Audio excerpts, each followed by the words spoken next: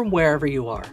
I'm John McFarland, Adult Librarian for National Public Libraries, and welcome to Let's Play Games. I hope you'll join me in learning or rediscovering some of the more common and uncommon games out there on the planet. Today, we're going to cover checkers, how to set up, how to play, the pieces on the board, some strategy, and some common things to avoid. Let's get stuck in.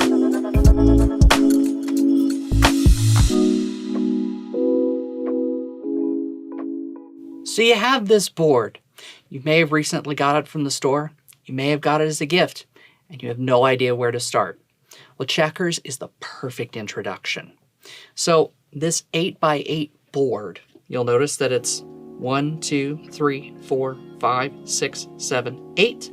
1, 2, 3, 4, 5, 6, 7, 8 in alternating black and white. This will be helpful for almost every game you play as it has designations. So in order to find out where you are on the board, let's just start with basic notation. A, B, C, D, E, F, G, H. And then a number. 1, 2, 3, 4, 5, 6, 7, and 8. So that way, when I describe where on the board we are, it becomes a lot easier. So what do you need to play checkers? Most of these boards come with simple pieces that can be used for multiple games. Now for this, you need a white piece and black piece. There should be 12 of each. Depending on what game board you get, there may be more if backgammon, a game I promise you we'll cover later, is included. Each of these pieces has usually one side and another, which is slightly different. We'll need that for later. So let's go ahead and get our pieces on the board here. Since we'll need 12, this will be a little easier to set up the first time. Now, you can decide what squares you're going to use, and as long as you're consistent, you can use whichever type of squares you want. So, we always have in checkers black pieces are the pieces that move first. And you begin by setting up, we're going to use the black pieces this time, on the black squares, and you basically set up each individual square on these first 3 rows. Now this will leave you with a little bit of free space in the middle.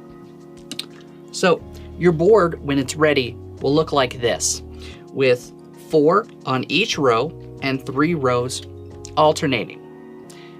You'll also see, if you look this up online, there will be notation that's not just that A1, H8 designation. You'll also see 1, 2, 3, 4, 5, 6, 7, 8, and so on, all the way to 32.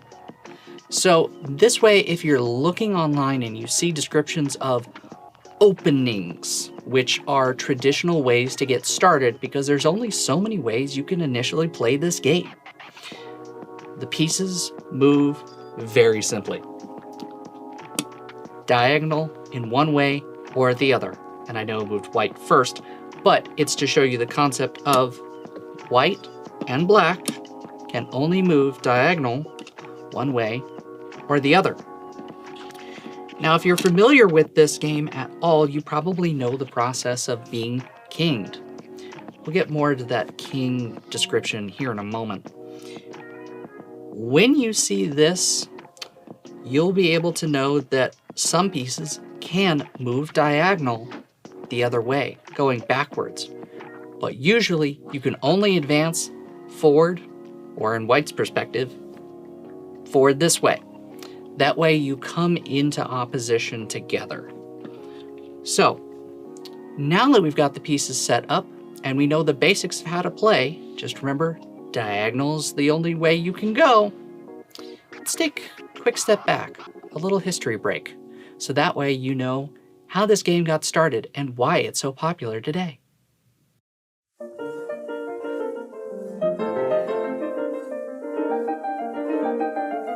So You're probably wondering just a little bit about the history of this game, because yes, there's a history to it. Now, this type of board, the alternating checkerboard pieces with 12 pieces of alternating colors, is actually a lot further back in history than you think. We have seen in tombs of ancient pharaohs a board exactly like this. It probably wasn't played the exact same way, but the concept is familiar and descended down generations. Also in ancient Rome, in ancient Greece, we also saw 8x8, or in some cases 10x10 boards with 12 alternating pieces, or on a 10x10 board, actually up to 16 pieces. So there were different variants on how to play. Now, the most common understanding that I've seen on the initial development of the game actually came from France in the 11th century on a game called Fierge. Exact same board, exact same concept, except the pieces were known as fers, or irons.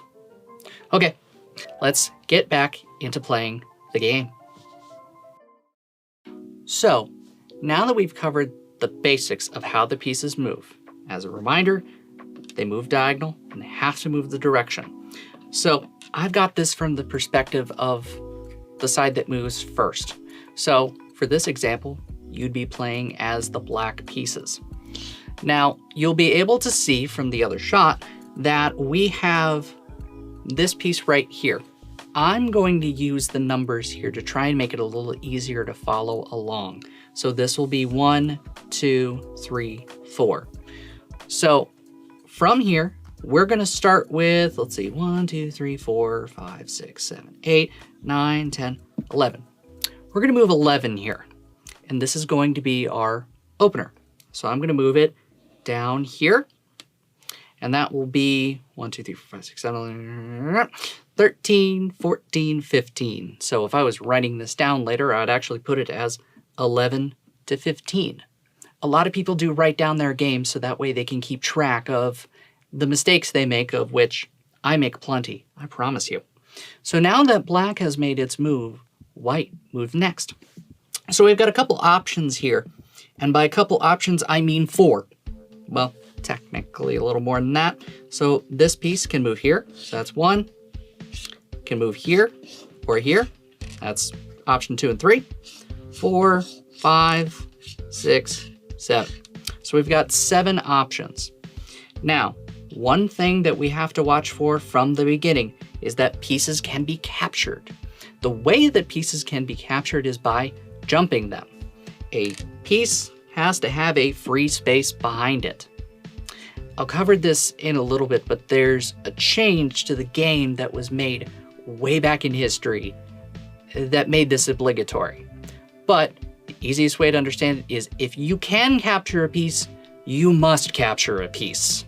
This is part of the strategy of the game itself.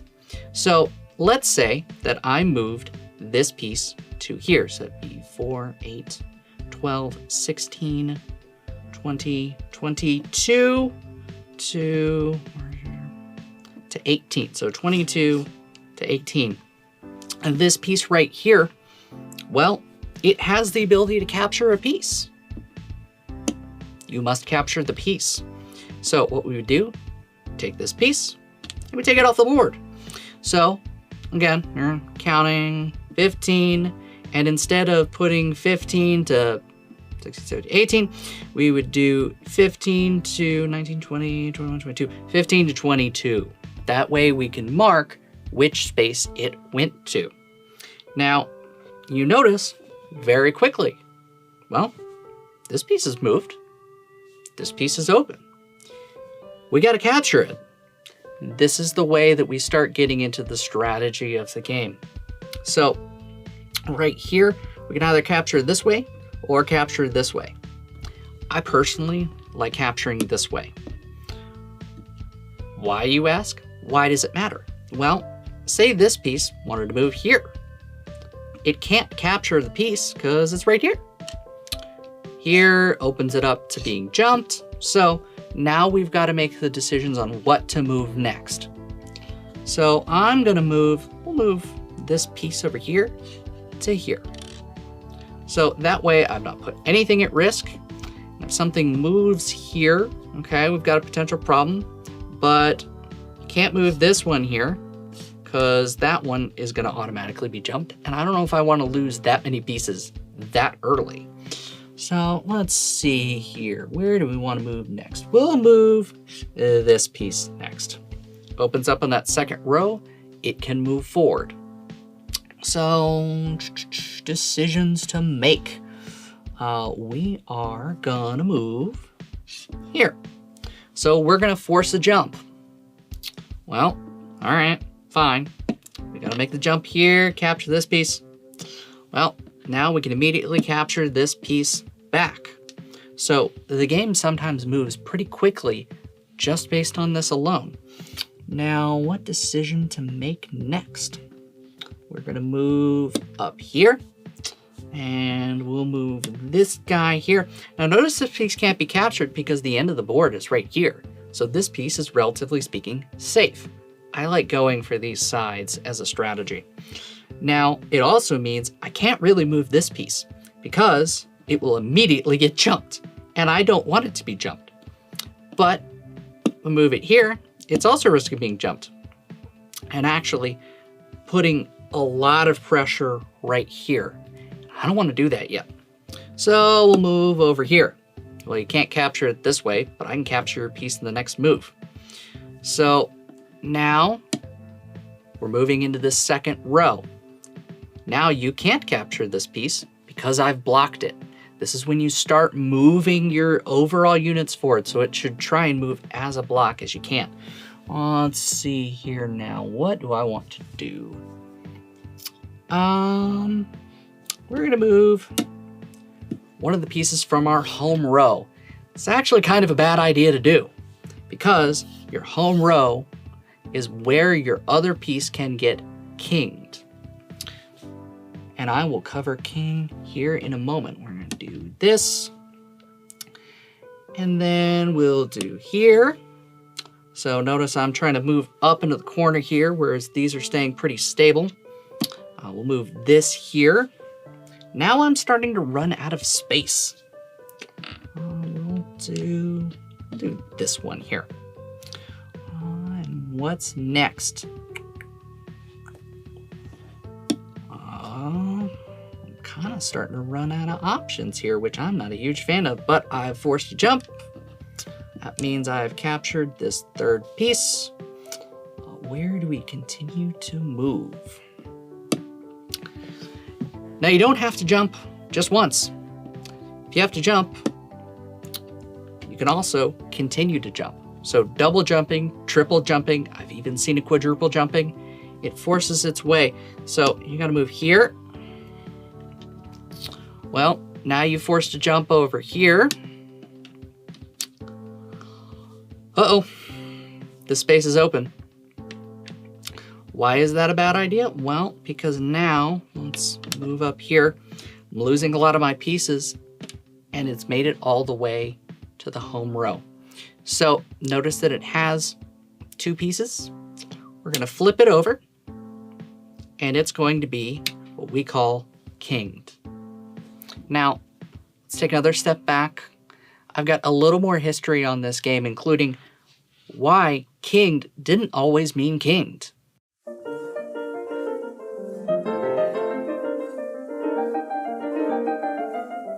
The game, after it developed in the 11th century, actually, it didn't get much more information until about the 16th century, when it was actually known as damas, or ladies or queens. You saw a couple different interpretations. One of the most notable instances was actually the rule adaptation, like I mentioned before, about jeu force, or the obligatory board, where you did have to capture the pieces. So before, you didn't have to capture. Now you have to. And one of the coolest things is King Philippe II of Orleans in France. In the court, there was a Polish gentleman who said the game would be significantly improved if the pieces could move backwards, and the board was bigger, and there were more pieces. And this actually became its own variant. I mentioned that 10 by 10 board. This is where you really started seeing it take off. One last thing before we go. In about 1800, Great Britain came together to standardize the rules of draughts, which was sort of the adaptation of the damas, ladies, queens theme that we saw. And they made sure to come together and standardize the rules as we know them. When it got imported to America, it became known as checkers, referring to the board. Now, in draughts, the pieces are known as men, or pion in the French, which would be translated as pawn, but it would be queening, not kinging. When it got brought over to America, it was known as kinging. So, slight differentiation in the way that we say things now. So welcome back. Let's kind of reposition ourselves on the board here. So black has lost 5 pieces, so there's 1, 2, 3, 4, 5, 6, 7 pieces remaining, and 3 pieces captured for white, so there's 9 pieces, and now we've got this king to deal with. Remember how I talked about moving only forward? This piece, still diagonal, but can move forward and backward. So now we've got a little more to contend with.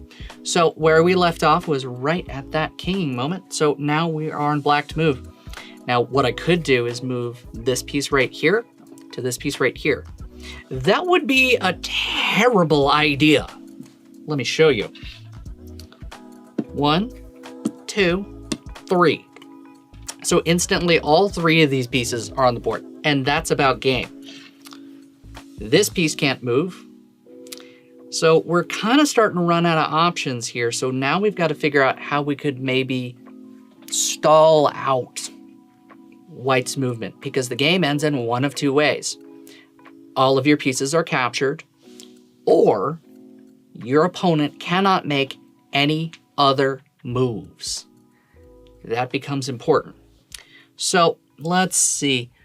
We'll take away this jumping mechanism right here. So we'll move that a little forward.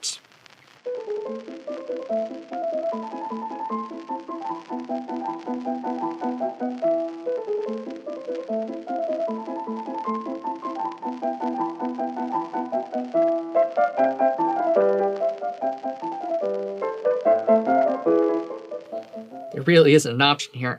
So we'll do this. Well, now we've forced this jump. Really, the game is over at this point. So now, usually at this point, you're going to get frustrated as you learn to play this game and get more practice in it. You're going to make more mistakes. That's okay. You're going to surrender double jumps and triple jumps. You're going to lose probably more games than you're going to win when starting out. Yeah, well, I've got one move finally that doesn't result in a jump, which is out here, which really doesn't help me, because now we're going to do this piece over here. Can't jump, which means next turn, that piece is going to be kinged as well. So now we'll move here, or move over here. So now there are 2 kings on the board. The only way black wins this game is if there's a major error, but we can at least move here. We'll win a small victory here. We'll move this forward. So we're going to have 3 in a moment, but black will have their first king. Hey, a little progress there. What else is left?